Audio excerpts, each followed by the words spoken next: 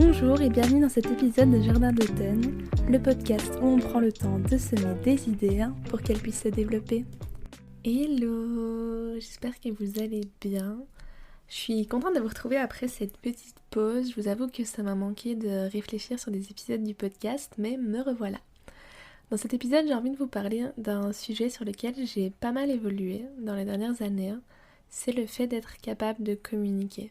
J'ai pas forcément grandi dans un environnement où je me sentais encouragée sur le fait de communiquer mes émotions, quand il y avait un problème, quand j'avais des demandes ou si j'avais certains besoins. Et c'est quelque chose sur lequel j'ai dû travailler en grandissant. Aujourd'hui, je suis parfois dans l'autre extrême où je vais dire très vite ce qui me dérange et où je suis très honnête, parfois trop. Et je pense pas être la seule personne à avoir eu du mal à apprendre à communiquer mieux. Et je me suis dit que j'avais envie de vous partager 2-3 conseils et avantages, de prendre son courage à deux mains et de dire ce qu'on a à dire. Je sais pas si vous connaissez cette situation où vous avez quelque chose à dire, vous le répétez encore et encore dans votre tête, mais les mots ne passent pas la barrière de vos lèvres.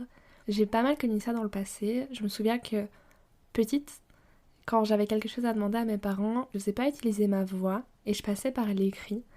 Je leur donnais des petits mots avec ma question parce que j'arrivais pas à dire ce que je voulais, à exprimer. Et c'est quelque chose qui m'a suivi pendant quand même longtemps dans certains aspects de ma vie. Alors, mes proches disent souvent que je donne l'impression de quelqu'un qui est assuré, confiant, et c'est plutôt vrai. Je suis plutôt extravertie, sociale, et j'ai pas peur d'aller vers les gens, j'ai pas de mal à parler devant une foule, devant un amphi. Mais quand il s'agit des choses un peu plus sensibles, plus personnelles dans les relations, mon corps, il va se fermer complètement si je dois dire les choses de façon orale. Dans le passé, j'avais la boule au ventre, j'avais la boule dans la gorge. C'était vraiment difficile pour moi d'être capable de m'exprimer.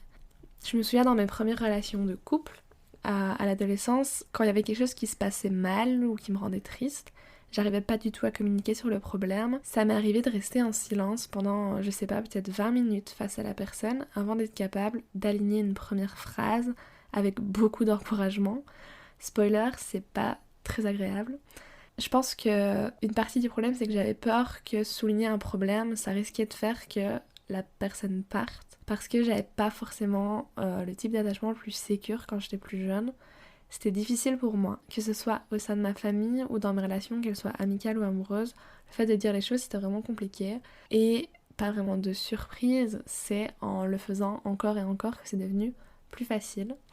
Je pense que c'est surtout au moment de ma rupture, il y a 3 ans, où j'ai dû énormément communiquer sur ce qui se passait, sur ce que je ressentais ou sur ce que je comprenais de la situation avec la personne en question. Et ça m'a demandé beaucoup de courage à ce moment-là de m'exprimer et de dire vraiment ce que je pensais. Mais c'est devenu beaucoup plus facile pour moi de m'exprimer après ça dans un contexte qui était tout sauf facile justement. Et je me souviens que j'avais été assez fière de moi de sortir de discussions qui étaient difficiles en sachant que dans cette discussion j'avais dit tout ce que j'avais à dire et que j'avais été capable de le faire sans que ça reste bloqué en moi. Je vais pas dire que à l'heure actuelle je suis totalement passée outre cette difficulté-là, c'est le fait de pouvoir s'exprimer quand les choses sont un peu tendues, un peu touchy. Je pense que 95% du temps, j'arrive à faire porter ma voix pour les choses qui comptent pour moi, qui me dérangent, pour les discussions difficiles. Mais il y a toujours ces 5 petits pourcents en moi qui font que parfois c'est plus dur. Et c'est là que je dois me rappeler pourquoi c'est important que je dise ce que j'ai à dire. Une première raison, et sûrement la plus importante, je pense, c'est que les autres ne peuvent pas deviner ce qu'on pense si on leur dit pas. Ça paraît logique comme ça, mais souvent on part du principe qu'ils savent. Et on peut pas juste partir du principe que parce que la personne nous connaît, elle sait ce qu'on pense, elle sait ce qu'on veut. On est tous extrêmement différents dans notre manière de concevoir les choses et d'y réagir. Et non, tu peux pas penser que la personne devrait savoir que tu voulais qu'elle fasse ça, plutôt que ça, qu'elle réagisse comme ça, plutôt que la façon dont elle a réagi, qu'elle dise autre chose que ce qu'elle t'a dit. Si t'as pas dit à ton mec que tu voulais que vous passiez la soirée ensemble et que lui, il décide de voir ses copains, tu peux pas lui en vouloir si tu lui as pas dit.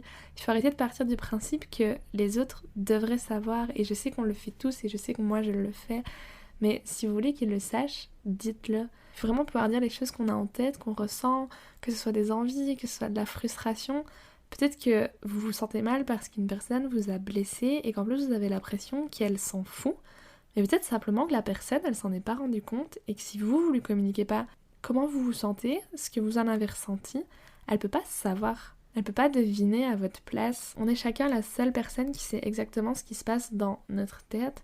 Et si on ne transmet pas, les autres ils peuvent pas deviner. Et je sais que c'est quelque chose d'assez difficile de se décentrer de notre façon de voir les choses, mais il faut comprendre que ma façon de percevoir la vie, ma façon d'attendre des autres, elle est totalement différente de quelqu'un d'autre. Donc si moi j'exprime pas à mon copain, à mon ami, à ma mère ce dont j'ai envie, ils peuvent pas forcément le deviner et il faut pas que moi je m'énerve par rapport à la façon dont ils agissent et ils se comportent si je leur ai pas exprimé ce dont moi j'ai besoin. C'est assez dur à comprendre, mais ça permet d'éviter pas mal d'embrouilles inutiles et de disputes.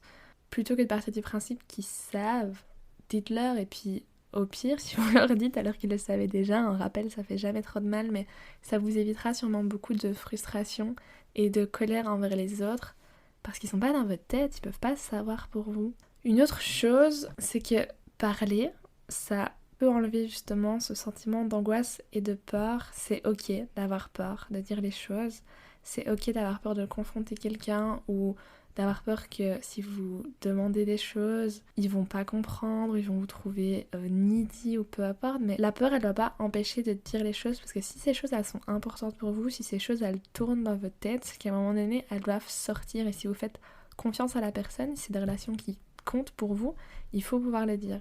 Et la grande majorité du temps, moi dans mon expérience, je pense que j'ai été soulagée d'avoir été capable à la fin de dire tout ce que je voulais, de communiquer sur ce que j'avais à dire, de poser mes limites.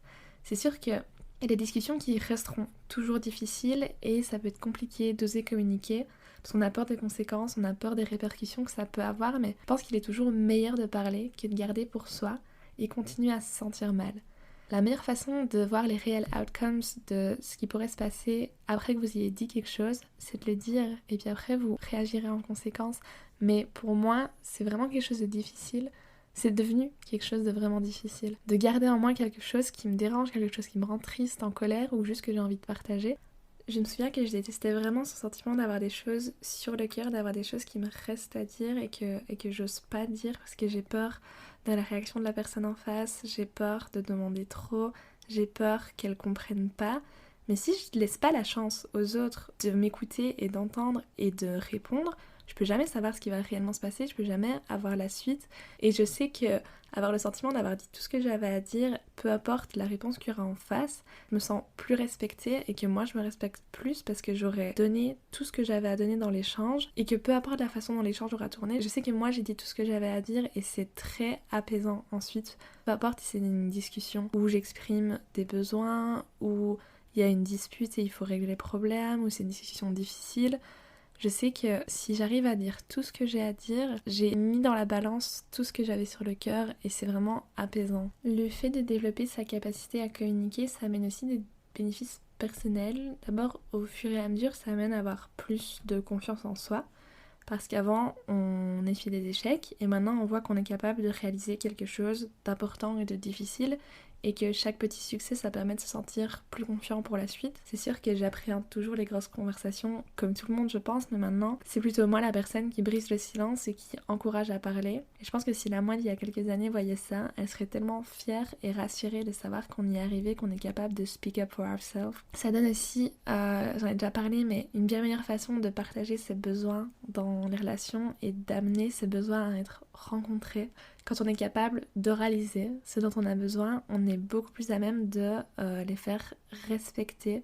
C'est beaucoup plus facile de parler à son partenaire, de parler à ses amis, de parler à sa famille de ce dont on a besoin, de ce qu'on veut, quand on peut l'exprimer plutôt que imaginer qu'ils vont le deviner parce qu'ils nous connaissent, parce qu'ils savent qui on est et comment on agit en général. Non, ils peuvent pas savoir ce qui se passe. Ils peuvent pas savoir ce qui se passe dans notre tête, ils peuvent pas savoir ce que nous, on attend.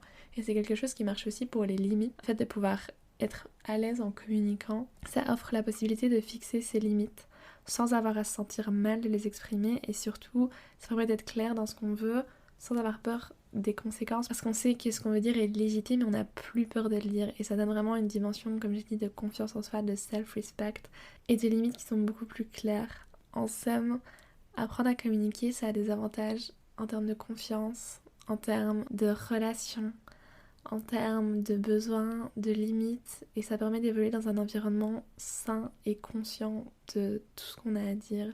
Et c'est vraiment important de pouvoir arriver à développer cet aspect-là si vous avez du mal. Moi je sais que j'avais pas du mal en termes professionnels, en termes social, mais c'était vraiment dans des relations qui étaient importantes pour moi, qui sont importantes pour moi, où j'ai un peu cette peur du mal que pourraient faire mes mots. Mais ça fait plus de mal si les mots ils restent à l'intérieur. J'espère que cet épisode vous aura plu. Il est un petit peu plus court que d'habitude, mais j'espère que vous ne m'en voudrez pas. Je vous encourage vraiment à dire ce que vous avez sur le cœur, que ce soit des choses positives, que ce soit des choses négatives, que ce soit vos craintes, que ce soit vos doutes. Vraiment, partagez, faites sortir. Vous verrez qu'une fois que vous faites sortir les choses, en général, vous n'êtes plus tout seul pour les gérer.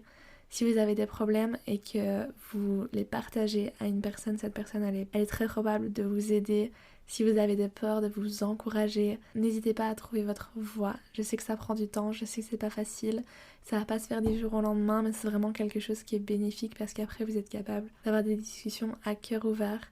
Et ça change la vie, je vous assure, de plus avoir peur de parler, de plus avoir peur d'y aller et de confronter à des choses qui sont parfois difficiles. Si vous avez aimé l'épisode, n'hésitez pas à me le dire sur l'Instagram du podcast, @JordanDauton, à laisser une note sur les plateformes sur lesquelles vous écoutez, ça aide vraiment beaucoup. N'hésitez pas à partager le podcast à vos amis autour de vous. Et on se retrouve dans 2 semaines pour un nouvel épisode avant la rentrée. À bientôt!